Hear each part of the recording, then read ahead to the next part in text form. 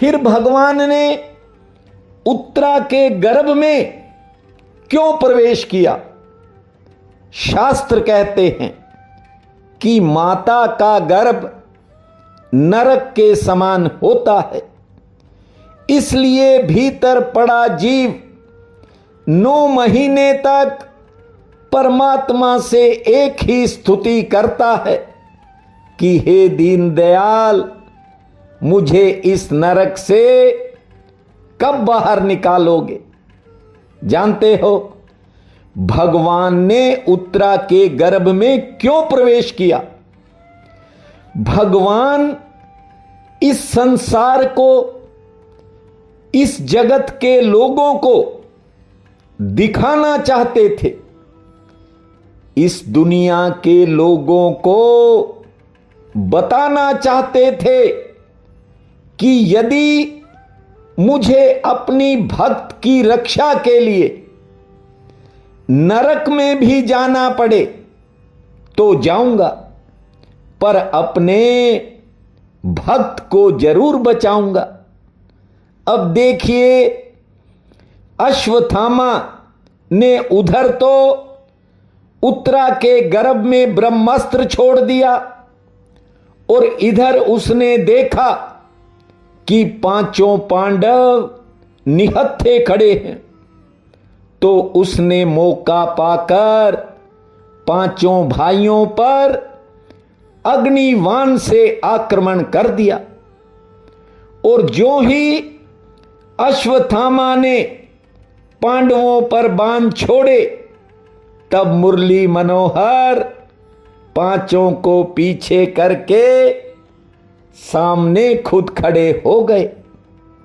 युधिष्ठिर ने कहा, प्रभु, ये अग्नि बाण अमोघ है, इसलिए हमें अब मर जाने दीजिए, आप आगे से हट जाओ। तब श्री कृष्ण ने कहा था, जब तक मैं हूं, मेरे पांडवों को कोई दुनिया की ताकत मार नहीं सकती। ये अग्निबाण मेरी छाती बींध कर ही तुम्हें लग सकते हैं। जानते हो, वे अग्निबाण भगवान की छाती का स्पर्श करके वापिस लौट गए थे। परमात्मा अपने भक्तों की रक्षा के लिए सब कुछ करते हैं। उन्हें जो भी करना पड़े वे कर ही देते हैं, किंतु अपने भक्त का कभी बाल भी बांका नहीं होने देते। एक दिन सुबह सुबह धर्मराज युधिष्ठिर ठाकुर से मिलने उनके पास पहुंच गए। युधिष्ठिर जी ने देखा भगवान अपने ध्यान में मगन हैं, लेकिन ठाकुर की आंखों से आंसू बह रहे थे। थोड़े समय बाद जब प्रभु ने आंखें खोली तो युधिष्ठिर ने पूछा, हे भगवान, आप किसका ध्यान कर रहे थे? ठाकुर ने कहा, जो मेरा ध्यान करते हैं मैं भी उनका ध्यान करता हूं। श्री कृष्ण गोविंद हरे मुरारी, हे नाथ नारायण वासुदेवा। श्री कृष्ण गोविंद हरे मुरारी, हे नाथ नारायण वासुदेवा। हे नाथ नारायण वासुदेवा, हे नाथ नारायण वासुदेवा। श्री कृष्ण गोविंद हरे मुरारी, हे नाथ नारायण वासुदेवा। भगवान की आंखों से गिर रही आंसुओं की धारा को देखकर धर्मराज को बड़ी हैरानी हुई थी। उन्होंने कहा, हे प्रभु, वो कौन भाग्यशाली है जिसके कारण आपके नेत्रों से अश्रुधारा बह रही है।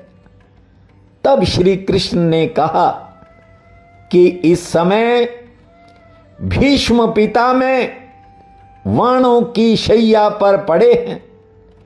उन्होंने दुनिया में किसी से नाता नहीं जोड़ा, हालांकि वचन में बंधे होने के कारण उन्होंने कौरवों का पक्ष लिया था। लेकिन हे युधिष्ठिर, उनकी भक्ति में कोई कमी नहीं है। इस समय वानों की शैया पर लेटे हुए भीष्म पितामह मेरा चिंतन कर रहे हैं और इसलिए मैं भी उनका चिंतन कर रहा हूं। युद्ध की समाप्ति के बाद जब भगवान ने राजा युधिष्ठिर को गद्दी पर बिठा दिया, उसके 2 दिन बाद श्री कृष्ण ने पांडवों से कहा कि अब कुछ दिन के लिए मैं द्वारका जाना चाहता हूं। महाभारत के युद्ध के कारण मुझे द्वारिका छोड़े काफी लंबा समय हो गया है। भगवान जब जाने के लिए तैयार हुए तब पांडवों के मन में बड़ी पीड़ा हुई। अब पांडव श्री कृष्ण का वियोग कैसे सहन कर सकते हैं, किंतु प्रभु की भी अपनी मजबूरी है। द्वारका वासियों को भी तो दर्शन देने हैं। जब रूंधे हुए गले से पांडव भगवान को विदा करने लगे, पांचों भाइयों की आंखें भर आई। भगवान श्री कृष्ण ने भुआ कुंती को प्रणाम करते हुए कहा कि अब मैं कुछ दिन के लिए द्वारिका जाना चाहता हूं। हे भुआ, अब मुझे आज्ञा दो। उस समय कुंती ने कहा कि हे प्रभु, आप तो परमात्मा हो।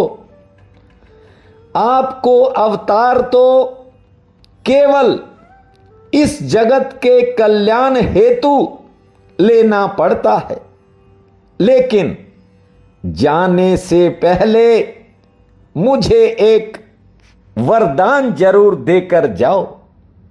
ध्यान दीजिए क्या वरदान मांग रही है माता कुंती। कुंती ने कहा, हे प्रभु, आप मुझे ऐसा वरदान देकर जाओ कि मैं जिंदगी में कभी सुखी ना रहूं। मेरे पर हमेशा कोई न कोई दुख संकट मंडराता ही रहे। फिर से सुनिए, कुंती ने भगवान श्री कृष्ण से कहा कि मेरे जीवन में सदा कोई न कोई विपत्ति आती रहे। मैं आपसे ऐसा वरदान चाहती हूं। भुआ की बात सुनकर भगवान कृष्ण को बड़ी हैरानी हुई। कहने लगे, हे भुआ कुंती, दुनिया के लोग मेरा भजन करके सुख मांगते हैं और तुम दुख मांग रही हो। आखिर क्यों? मैं कुछ समझा नहीं। प्रभु की बात सुनकर माता कुंती ने जो कहा, आप भी उसे ध्यान से सुनिए। वे कहती हैं, हे प्रभु, व्यक्ति जब सुखी होता है तब ईश्वर को भूल जाता है। और जब जीवन में दुख आता है, संकट आता है, तब व्यक्ति भगवान का स्मरण करता है। मैं नहीं चाहती कि मैं आपके स्मरण को भूलूं। हे प्रभु, हमारी जिंदगी में कितने संकट आए, मेरे पुत्रों पर तरह तरह के दुखों के पहाड़ टूटे। मेरे बेटे भीम को जहर पिलाया गया, मेरे 5 बेटों को मेरे साथ लाक्षागृह में बंद करके जलाने की कोशिश की गई। हमें मारने हेतु हिडंब राक्षस को भेजा गया। भरी सभा में द्रौपदी के चीर हरण की विकट परिस्थिति बन गई थी। और वनवास के दौरान दुर्योधन ने 10,000 साधुओं के साथ दुर्वासा ऋषि को भोजन के लिए भेज दिया था। कौरव सोचते थे कि वन में इतना भोजन पांडव कहां से लाएंगे, और यदि दुर्वासा मंडली को भोजन ना मिला तो वे पांडवों को श्राप दे देंगे। इस प्रकार पांडव मारे जाएंगे, हम हमेशा राज करते रहेंगे। देखिए, महाभारत की ये कथा हमें कुछ सिखा रही है। लोग अब भी फोन करते हैं, उन्हें पता ही नहीं कि क्या व्यस्तताएं हैं, लेकिन फिर भी सुन लेता हूं। उन्हें एक ही बात कहता हूं, 4 महीने कथा सुनो, ये आपका बेड़ा पार करेगी। बेकार की बातों में मत उलझो। महाभारत की ये कथा हमें कुछ सिखाती है, उत्तम संदेश देती है। देखो, एक तरफ मारने वाले कौरव थे जिन्होंने पांडवों को खत्म करने में कोई कसर बाकी नहीं छोड़ी। हर तरह के छल और बल का प्रयोग किया।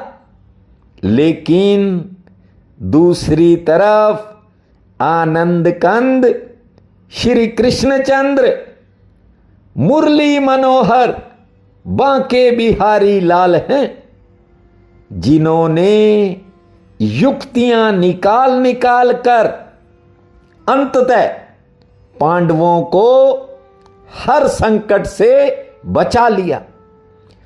इसलिए मैं आपसे कहना चाहता हूं, हमें हर समय परमात्मा का स्मरण करते रहना चाहिए।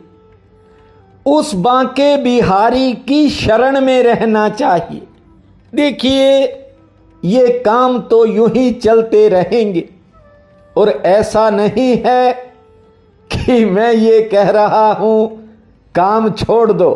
नहीं, अपने सभी कर्तव्यों का पालन करो, दिन भर करो, लेकिन परमात्मा का स्मरण साथ साथ बनाए रखो। इस जगत में कोई जीव दूसरे जीव को नहीं बचा सकता।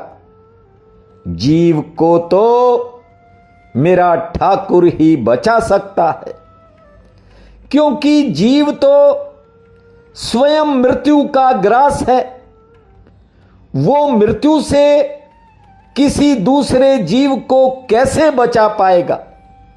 यदि मृत्यु से बचना है तो उसकी शरण में जाओ, जो मृत्यु से बचा हुआ है।